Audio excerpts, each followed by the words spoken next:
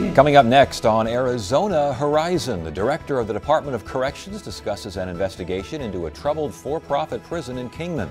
Also tonight, Congressman Raul Grijalva will join us in studio, and we'll check out a first-of-its-kind 3D printed car developed locally.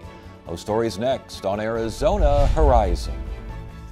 Arizona Horizon is made possible by contributions from the Friends of Eight, members of your Arizona PBS station. Thank you.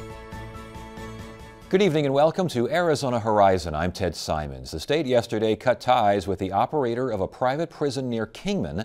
This after the Department of Corrections released a scathing report on prison operations there. The report was ordered after a riot early last month that injured 16 people and caused major damage to the facility. Joining us now is the Arizona Department of Corrections Director, Charles Ryan. Good to have you in the program. Thanks for joining us. You're welcome.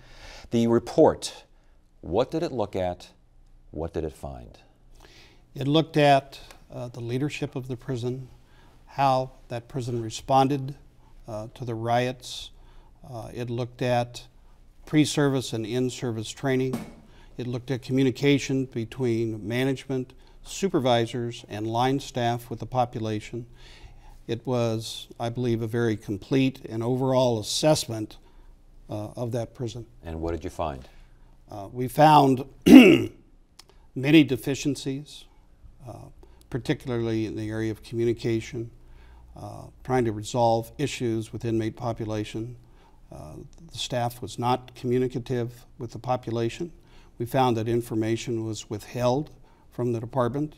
As an example, in the area of training, we have a 280-hour pre-service training academy that they are required to put their officers through. One major deficiency that frankly was very startling. Crisis intervention is a 2-day block of instruction at 16 hours.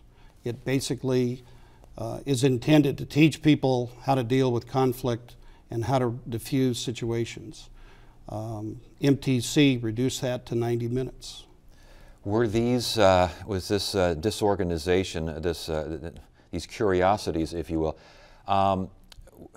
were these something, was MTC trying to cut corners here? Could you figure out why these things were done?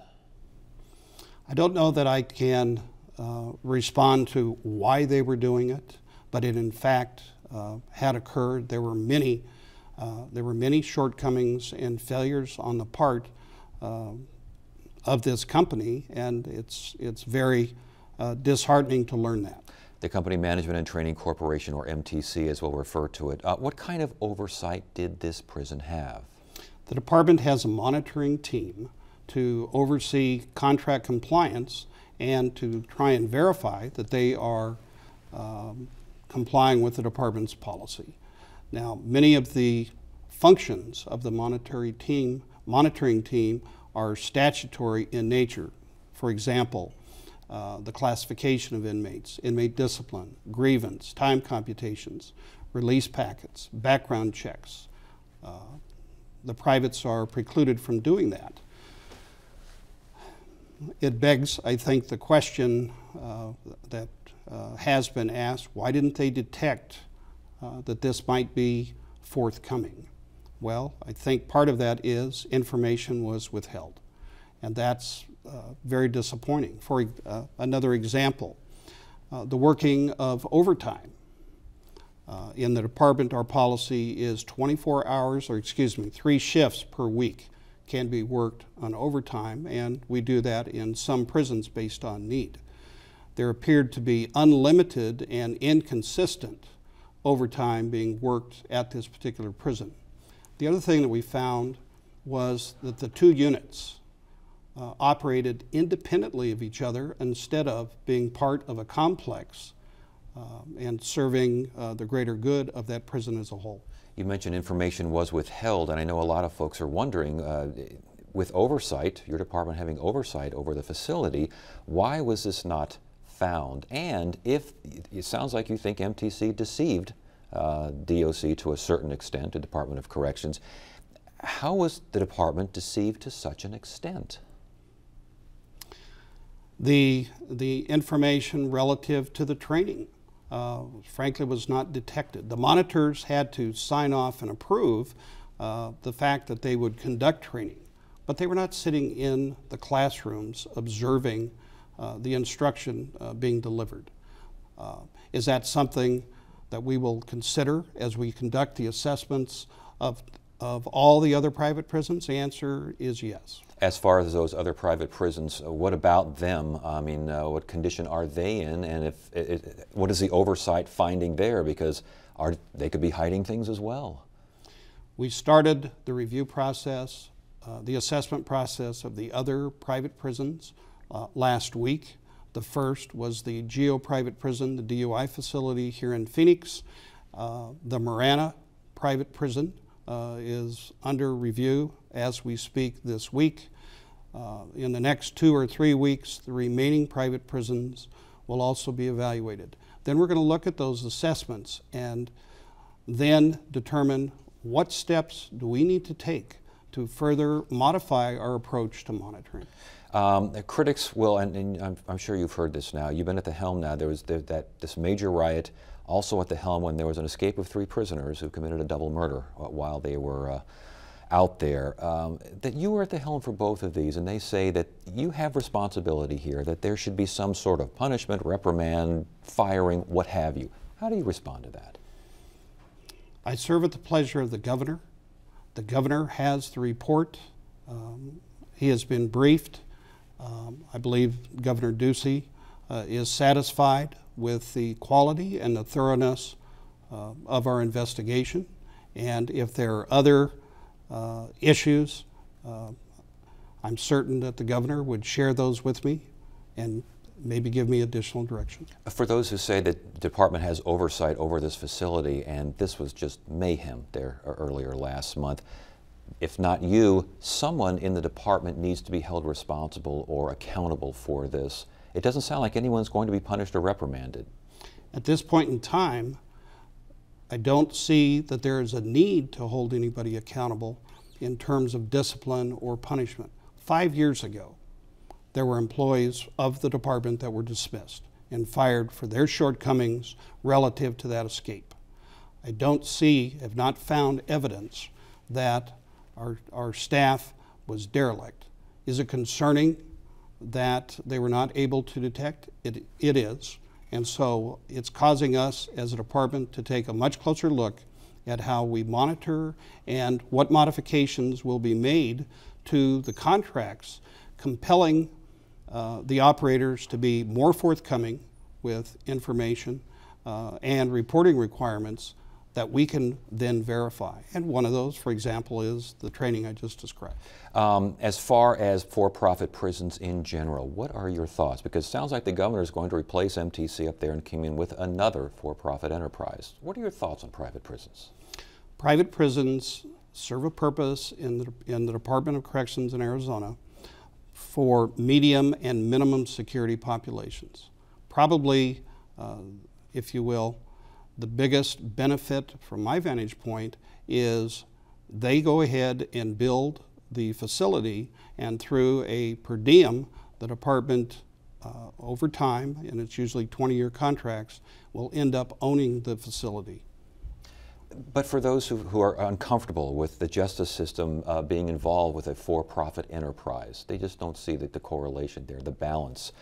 Justice system, for-profit. How do you address those concerns? I don't see that the taxpayers can foot the bill to build our way out. You know, the prison system. We have, if you will, just under 43,000 inmates statewide in all the prisons. We have just a little over 42,000 beds. About 6,000 of those beds are what's called temporary. In other words, bunk beds that we've placed in dormitories, and that has been the department's answer to dealing with overcrowding. It would cost hundreds of millions of dollars to go ahead and replace all these private prisons with state-funded facilities. Last question. Are you confident that public safety is being served right now by the state prison system? Yes, I am. Even after what we saw up in Kingman? Nobody escaped. Nobody got killed. The inmates were retained inside the perimeter, and the department's employees helped regain control with 120 people that responded from throughout the state. And I'll follow that up, because MTC has come out and said that the reaction by the state, in their minds, delayed getting that thing quelled. They're saying that they could have done a good job if they'd have been left alone to do their job. They're already having problems. They called your report flawed. How do you respond? That may be their opinion. We don't agree. It's good to have you here. Thanks for joining us. You're welcome.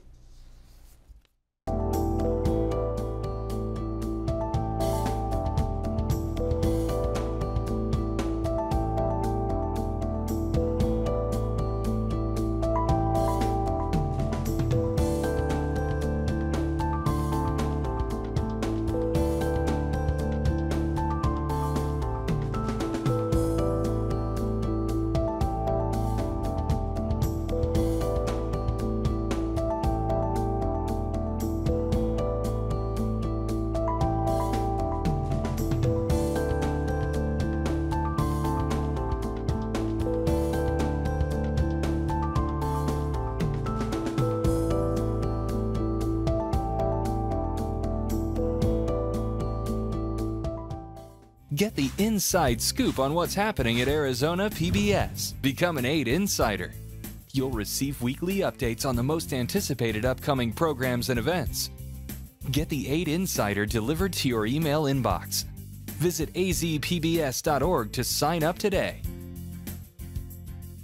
Congressman Raul Grijalva represents Arizona's 3rd Congressional District in southern Arizona. Representative Grijalva joins us now to discuss the proposed nuclear deal with Iran and the ever-evolving Democratic race for president. Good to see you again. Thanks for joining. Good to see you. Thank you. You are against the nuclear deal with Iran, or for the? What's your position on that? I'm for it. You're for it. Why? Very, very much so. It's a diplomatic opportunity. 5+1, the major powers led by the United States have come to this agreement.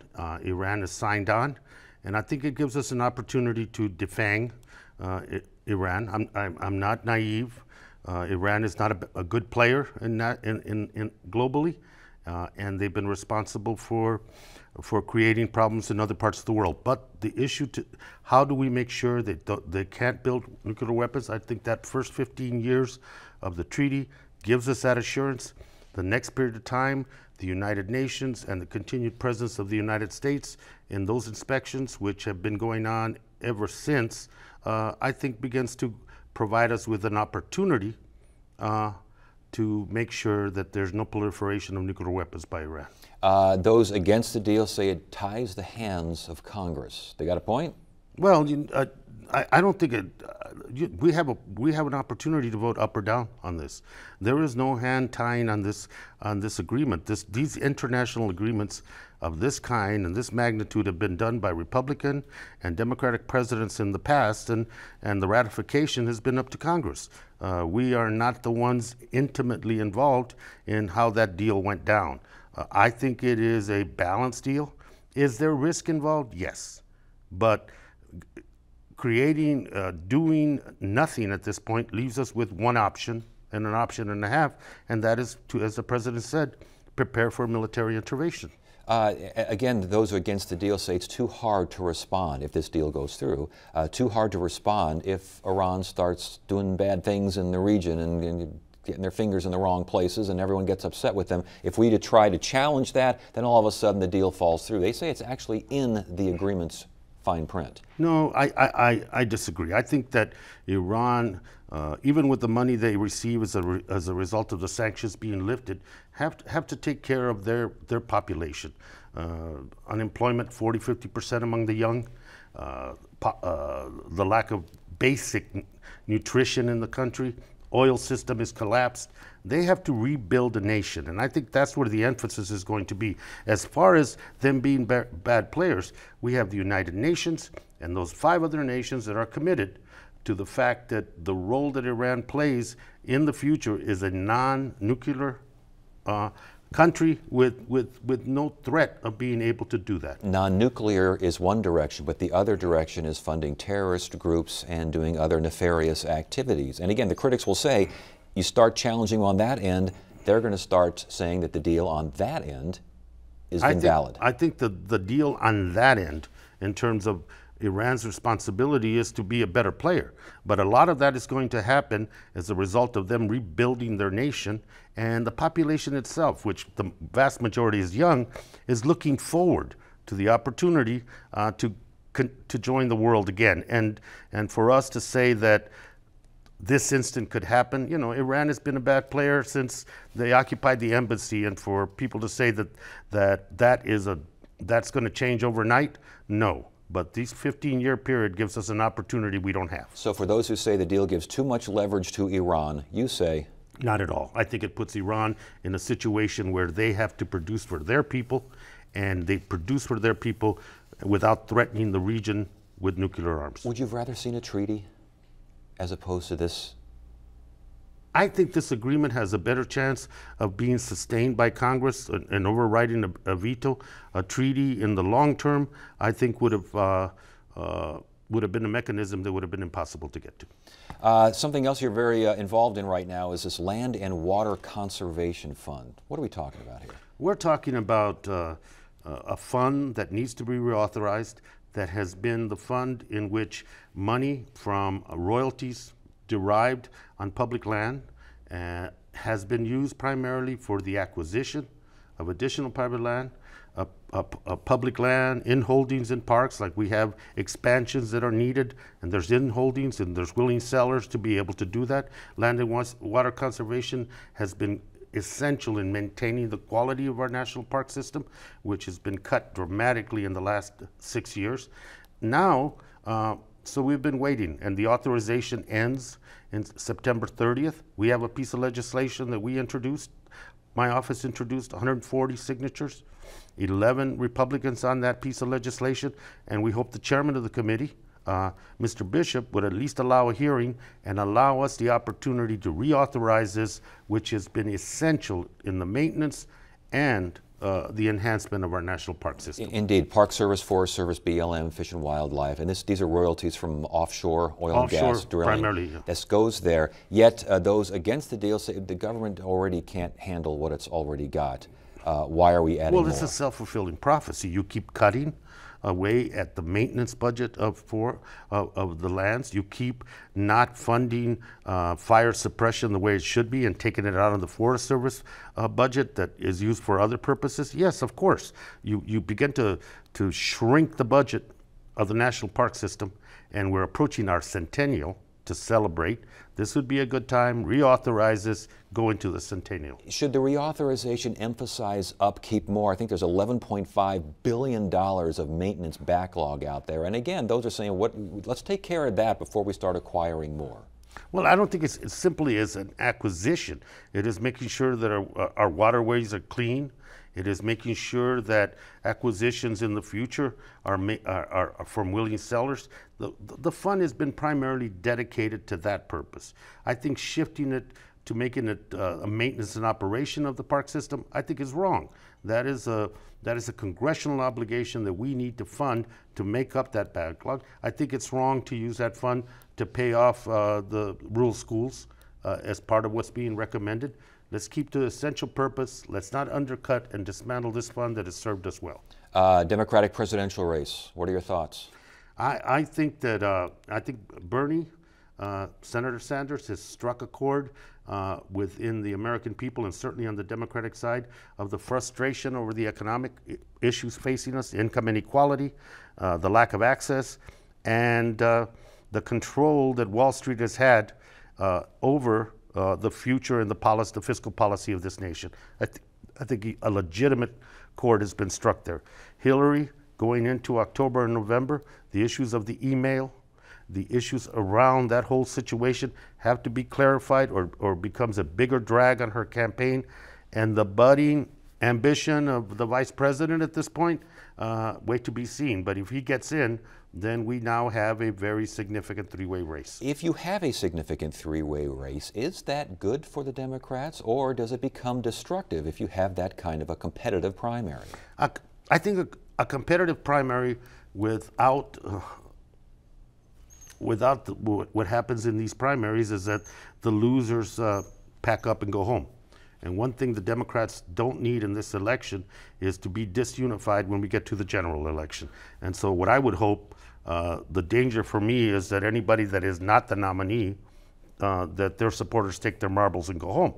This is a time where everybody should be very concerned about not losing that very, very important position, which is the presidency of the United States. You could say the same for the 17 that are running on the Republican side. Their internal war is going to have ramifications as well.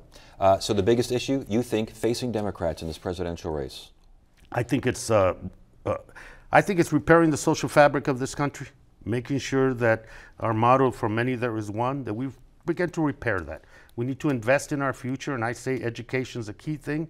We need to come to grips with climate change, but overriding an umbrella on that is the issue of income inequality and the fact that the average American feels they're working 40 hours a week and they can't sustain themselves and their families. Is there one of those three candidates that suits you best? At this point, you know, this is one representative that's keeping their powder dry for a little while. All right. It's good to have you here, though. Thank you very much.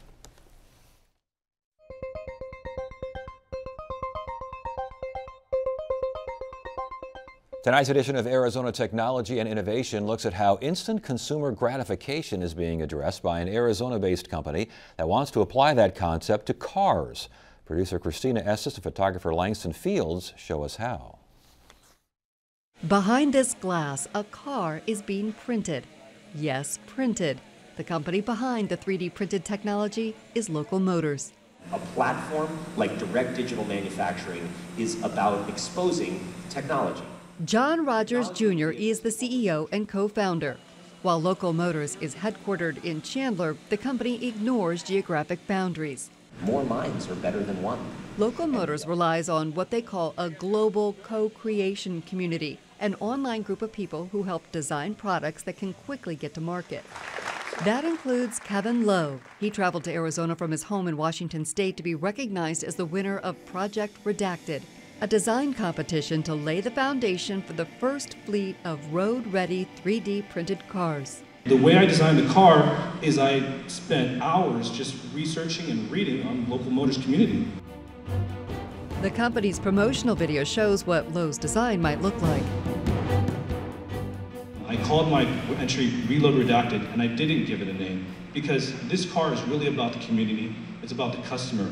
They can build and name whatever they want their car to be. One of the big differences is when you're building a standard car, there's a lot of tooling and manual labor that goes into it. There's specific tools to make the frame, the chassis, doing the body with the fiberglass work. When you're making something with the direct digital manufacturing, such as the printer, all it is you enter in the model that you want it to build. It prints, usually takes about 40 hours to print the body. And then from there, you can attach the wheels, attach the drivetrain. In September 2014, Local Motors unveiled the Stratti, believed to be the world's first 3D printed car. There are some impressive things that have gone on with that vehicle, not the least of which is you have a carbon fiber reinforced ABS plastic, which is a structural material that is being bonded in a low temperature process to a thermoplastic elastomer, which basically means a squishy material that allows you to be able to have a bumper or a seat or other things like that. Rogers wants to revolutionize the manufacturing process in two big ways: through its co-creation community, where contributors receive royalties based on sales, and through micro-factories, small local facilities where cars are built and sold. You're going to be able to see these vehicles on the road, and in 2016, and that's the exciting thing, you'll be able to see Kevin's vehicle on the road as first a neighborhood electric vehicle using these technologies, and then by the end of the year 2016, you're going to see the first highway-capable vehicles out. And that is an enormous goal for us to go after, and we can't do it alone. Our team needs to do it with a community of people out there, and so that's how we are going to achieve greatness. Local Motors estimates its first highway-ready electric car will cost between $25,000 and $30,000 with plans for 100 vehicles around the world in the next decade. The company currently has 3 micro-factories, including one in Chandler. We want to hear from you. Submit your questions, comments, and concerns via email at arizonahorizon@asu.edu. Friday on Arizona Horizon, it's the Journalists Roundtable. We'll have more on the controversy over for-profit prisons in Arizona, and the state's expansion of Medicaid is ruled constitutional. Those stories and more on the Journalists Roundtable. That is it for now. I'm Ted Simons. Thank you so much for joining us. You have a great evening.